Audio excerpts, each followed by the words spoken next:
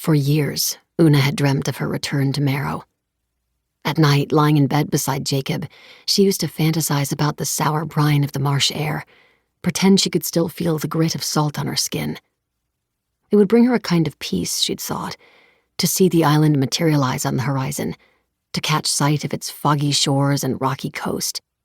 But of course, in her dreams, Una had always imagined herself up on deck, stationed at the bow like a figurehead. In reality, though, she spent most of her first ferry ride in over a decade down in the bowels of the boat, squatting on the slick floor of the head, vomiting up her breakfast. As yet another wave crashed into the side of the hull and the ferry lurched sideways, Una tried blaming her nausea on the years she'd spent on shore. She blamed the storm that had rolled in earlier that afternoon, the reason they were all running late. But deep down, she knew it wasn't as simple as any of that. She'd thought it would have passed by now. But the truth was she'd been sick back in Portland, too.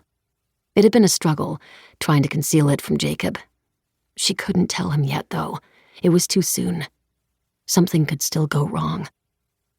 Something always went wrong. Below decks, Una braced herself once again as the captain threw the engines into reverse. But thankfully no great pitch forward followed. Instead, she heard the grinding whir of the propellers as they began churning in the water. And she realized they were docking. They'd made it. She was home. Marrow Island was large compared to some of its neighbors. Rocky outcroppings reachable only by dinghy or rowboat. But compared to towns on the mainland, compared to Portland, it was nothing. Just 20 square miles of marshland, caves, and tide pools. A tiny town that had grown up around the port where the ferries docked. As a girl, Una had lived in awe of that small town.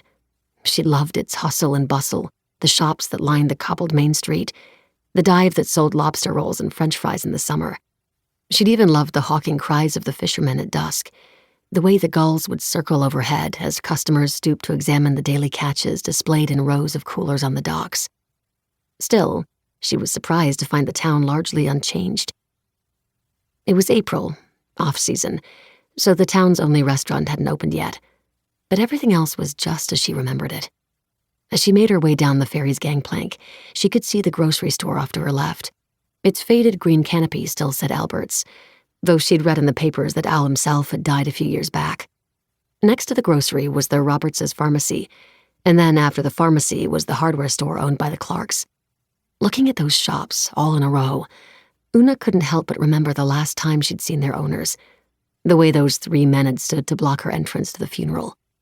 They were only doing what the Tanakas had asked them to do, only trying to support their grieving friends and neighbors.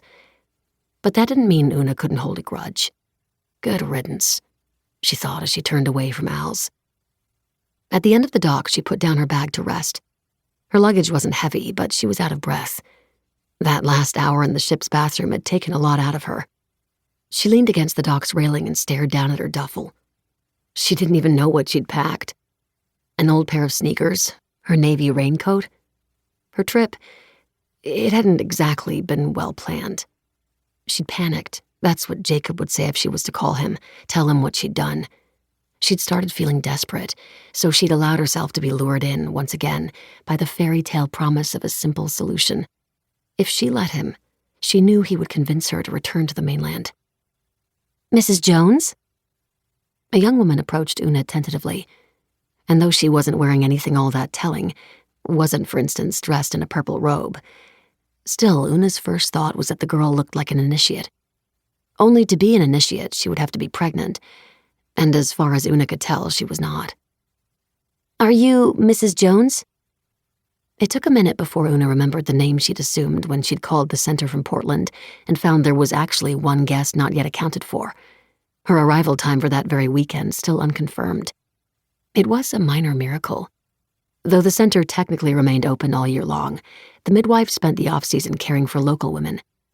The only time they accepted outsiders was during the summer session, which ran roughly from just before Beltane to Lunasa, or from late April to August 1st. Una hadn't actually expected to be able to attend. She'd called out of sheer desperation. But when she'd discovered there was an opening, she'd made the split-second decision to claim it as her own. To keep listening to this audiobook, I've left you a link in the description so you can do it, at no cost thanks to Audible's 30-day free trial.